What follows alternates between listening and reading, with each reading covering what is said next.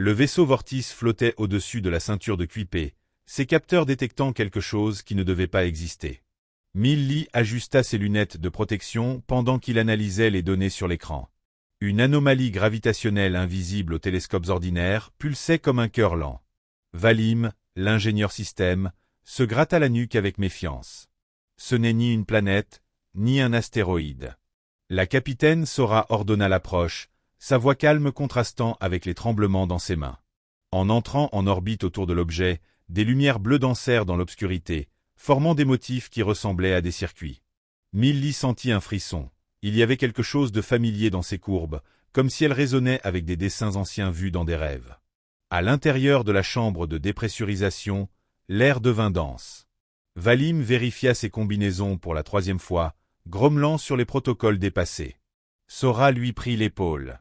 « Personne n'a jamais été ici. Nous ne savons pas ce que nous respirons. » À l'extérieur, la surface était lisse, presque organique, comme une coquille géante enfouie sous des couches de glace. Millie toucha le mur avec son gant et des fissures lumineuses s'épanouirent, révélant des hiéroglyphes qui clignotent en synchronisation avec le rythme de l'anomalie. Valim filmait tout, mais les images étaient déformées, comme si la lumière ne voulait pas être capturée.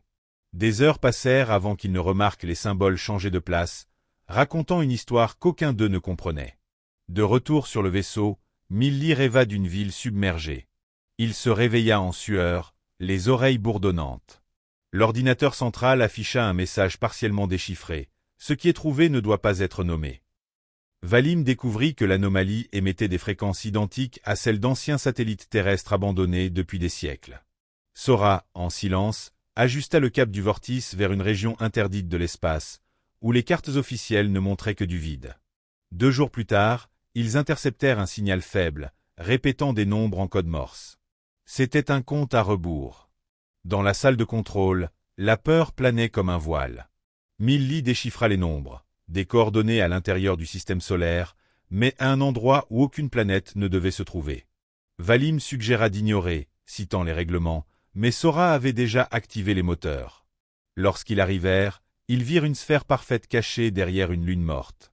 Sa surface reflétait les étoiles de manière déformée, comme un miroir brisé. En s'approchant, les systèmes du vaisseau ont subi des pannes.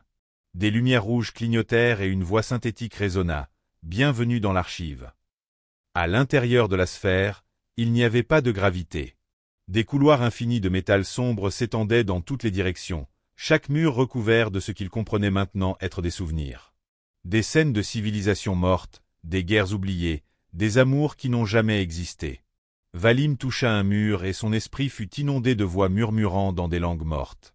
Millie courut, mais Sora le retint, ce n'est pas sûr. Mais il était trop tard. Le sol disparut et ils se retrouvèrent dans une salle circulaire, où un hologramme montrait la Terre à différentes époques. Une figure sombre apparut, sans visage, seulement des mains tendues, offrant un objet noir.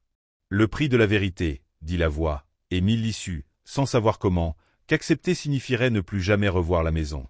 Valim recula, mais Sora avança. L'artefact flotta jusqu'à elle et le monde entier s'arrêta. Millie vit son propre reflet dans le métal, mais ce n'était pas elle. C'était une version plus âgée, avec des cicatrices sur le visage et des yeux vides. La figure sombre murmura « Vous revenez toujours ». Le vaisseau Vortis disparut des registres officiels cette nuit-là. Officiellement, il n'a jamais existé. L'objet émit un bourdonnement sourd et Sora tomba à genoux, tenant sa tête.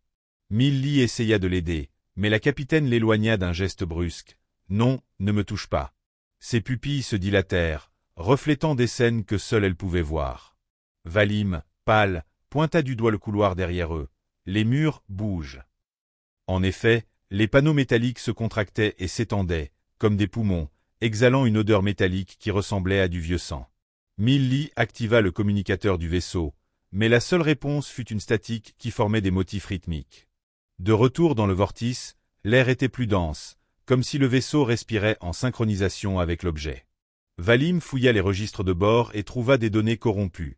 Toutes les références à la mission avaient été effacées. « C'est comme si nous n'étions jamais partis », murmura-t-il tandis que Sora, maintenant calme, observait l'artefact sur la table de la cabine. « Il veut quelque chose, dit-elle, d'une voix lointaine. Nous ne sommes pas les premiers. Milly remarqua que les mains de la capitaine tremblaient, mais pas de peur, mais d'anticipation. Le troisième jour, l'hologramme de la Terre réapparut dans la salle de contrôle, montrant des continents inconnus et des villes en forme de spirale.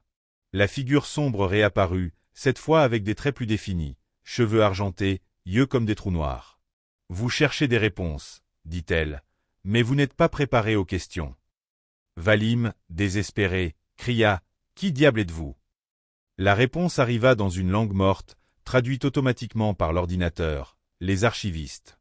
Gardiens de ce qui reste. Milly commença à rêver de la figure sombre chaque nuit. Dans chaque vision, elle lui remettait un objet différent, une clé rouillée, une montre cassée, un miroir sans reflet.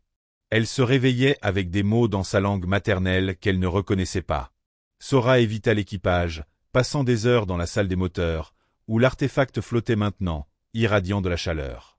Lorsque Valim la confronta, elle montra une carte céleste dessinée à la main, avec des coordonnées qui ne correspondaient à rien de connu. « C'est ici que nous allons, » dit-elle, en pointant un point vide. « C'est là que tout se termine. » La semaine suivante, les systèmes de navigation du Vortice commencèrent à tomber en panne. Le moteur de pliage spatial s'activa seul, les emmenant dans un secteur éloigné près de Neptune. Là, ils trouvèrent un vaisseau abandonné, identique au Vortice, mais rongé par quelque chose qui ressemblait à de la rouille biologique. En entrant, ils virent leur propre corps momifié dans les cabines, avec des dates de décès marquées pour dans 6 mois. Milly courut, mais Valim resta à lire les journaux de bord. Ils ont aussi pris l'artefact. Ils ont aussi pensé qu'ils pouvaient le contrôler. Sora, cependant, avait disparu. Ils la trouvèrent dans la salle des moteurs, tenant l'objet contre sa poitrine. « Il m'a montré ce que nous sommes, » murmura-t-elle. « Des erreurs. Des copies mal faites. » Ses yeux brillaient de la même lumière bleue que l'anomalie. Milly essaya de discuter, mais la capitaine l'interrompit. « Vous ne comprenez pas. Rien de tout cela n'est réel. Ni nous. » Valim, méfiant, vérifia les dossiers médicaux et découvrit que tous à bord avaient un ADN identique, comme des clones. L'artefact l'a compris. Milly n'était pas un artefact, c'était un moule. Quelque chose qui reproduisait, pas qui enregistrait. La figure sombre apparut pour la dernière fois lorsqu'ils étaient sur le point d'abandonner le vaisseau cloné. « Vous choisissez, » dit-elle, en étendant 2 portes. L'une menait au Vortice original, l'autre au vide. Sora choisit le vide sans hésiter. Milly suivit, tandis que Valim resta, criant que c'était du suicide. Ce qu'ils trouvèrent au-delà de la porte n'était pas l'espace, mais un océan gelé avec des créatures translucides nageant sous la surface. Sora plongea sans combinaison et Milly la vit se dissoudre en particules de lumière. Seule, elle marcha jusqu'à une île où poussait un arbre métallique, ses racines entrelacées avec des crânes humains. Sur chacun, un nom gravé, le sien, celui de Valim, celui de Sora. Et des dates de naissance qui n'étaient pas encore arrivées. Milly s'agenouilla devant l'arbre, touchant une racine qui pulsait comme une veine. Les crânes murmuraient, leurs voix se superposant en un chœur. « Souviens-toi » Des fragments de souvenirs qui n'étaient pas les siens envahirent son esprit. Une enfance sur Mars, un amour perdu sur Jupiter, une mort qui n'était pas encore arrivée. L'arbre trembla et l'une des racines se brisa, révélant un noyau brillant identique à l'artefact. C'est alors qu'elle comprit. L'archive ne gardait pas d'histoire, elle les créait. Des civilisations entières étaient des croquis dans un cahier infini, et eux, l'équipage du Vortice, n'était qu'un autre croquis. Valim apparut derrière elle, mais son visage oscillait entre le familier et l'étrange. « Vous devez choisir, » dit-il, sa voix résonnant comme si elle venait de loin. « Laissez le moule continuer ou le briser. » Milly regarda le noyau et vit en lui toutes les versions possibles d'elle-même. Une mère sur Saturne, une fugitive sur Pluton, un cadavre dans l'espace. Chacune criait en silence. Sora apparut réfléchie sur la surface du noyau, maintenant partie de lui, son corps fait de code et de lumière. « Il n'y a pas de bonne réponse, » murmura-t-elle. « Seulement ce que vous êtes disposé à perdre. » L'océan gelé commença à fondre et les créatures translucides émergèrent, formant une spirale autour de l'île. Milly sentit le temps s'effondrer, passé, présent et futur se heurtant. Elle vit Valim en 3 endroits à la fois, sur le vaisseau cloné, sur le Vortice original et juste devant elle. « Nous sommes des expériences, » dit-il, en tendant une main qui se dissout en pixels. Il teste les variables, Millie. Amour, peur, sacrifice, lequel est le plus fort? L'arbre métallique grinça, se penchant sur elle. Une des racines s'enroula autour de son bras, brûlant comme de la glace. Des souvenirs étrangers l'inondèrent, la figure sombre créant des mondes d'un geste, des civilisations détruites par la curiosité, des archivistes transformés en poussière en essayant de s'échapper. Le noyau pulsa plus fort, exigeant une décision.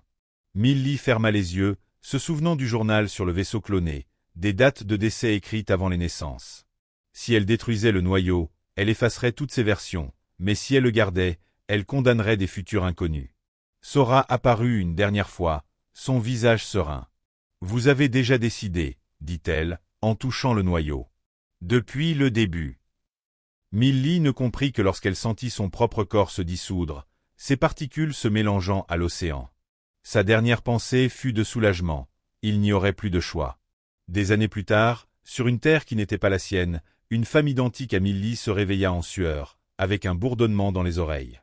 À côté d'elle, un homme aux cheveux argentés dormait, un artefact noir sur la table de nuit. Elle toucha l'objet, sentant le même frisson que lors de la première rencontre. Par la fenêtre, les étoiles clignotèrent en code morse, répétant « Bienvenue dans l'archive ».